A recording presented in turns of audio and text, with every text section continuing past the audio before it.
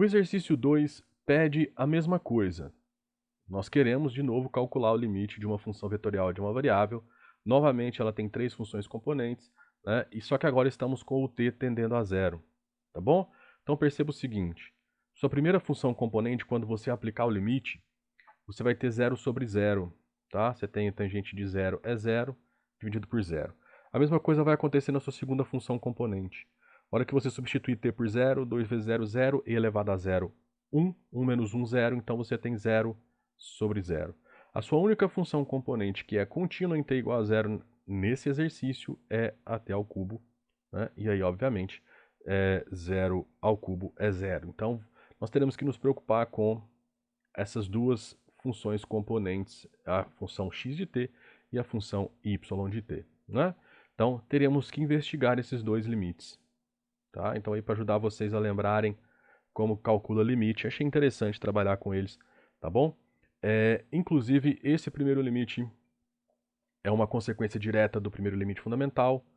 O segundo limite também é uma consequência direta do segundo limite fundamental.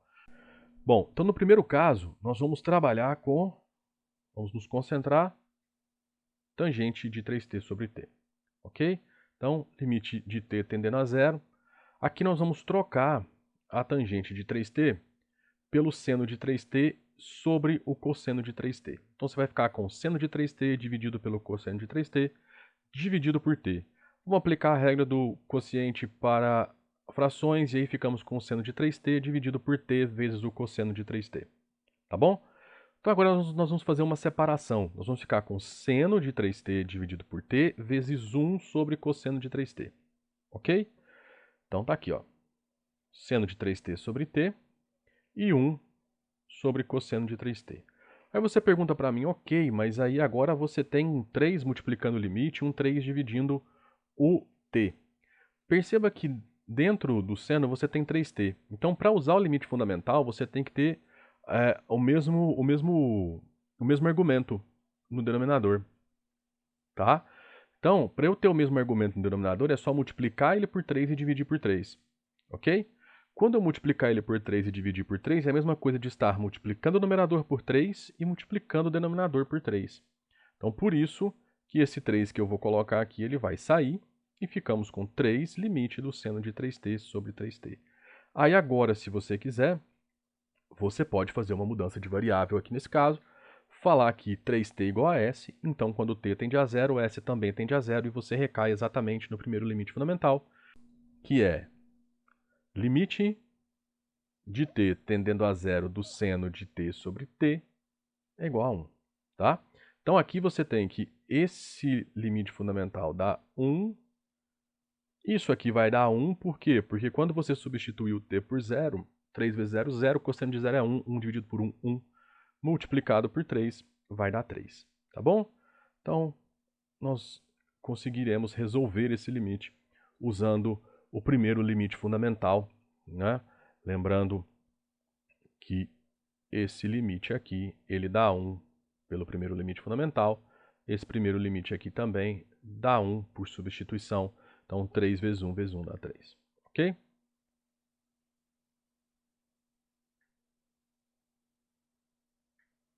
No segundo limite, no segundo caso, que é a sua função componente y de t, né, que nós precisaremos lembrar de um dos corolários do segundo limite fundamental que diz o seguinte: limite de t tendendo a zero de a elevado a t menos 1 dividido por t é igual ao ln de a. Ok? Geralmente nos cursos de cálculo a gente demonstra esse corolário, a gente calcula esse limite. Ele usa aí, se eu não me engano, duas mudanças de variável em sequência, tá? E para a gente recair no segundo limite fundamental, tá bom? E aí ele é uma consequência direta do segundo limite fundamental que nós vamos usar agora para resolver esse exercício 2, tá? Então, com isso em mente, tendo esse corolário do segundo limite fundamental em mente, nós vamos então partir para resolver esse limite, que é exatamente o limite da minha segunda função componente. E aí tem aquele mesmo detalhe que a gente tinha no exercício anterior, tá? Você precisa ter um 2 aqui para que você tenha o mesmo expoente, né? E você possa, garantindo que ambos vão para zero quando t tende a zero, então você pode aplicar essa propriedade. Então aqui nós vamos multiplicar por 2 no denominador e no numerador, né? Então esse 2 vai sair, tá? Você vai ficar com o limite de elevado a 2t menos 1 dividido por 2t. Aí aqui, para ficar mais simples a visualização, eu preferi fazer a mudança de variável. Qual mudança de variável? S igual a 2t, tá?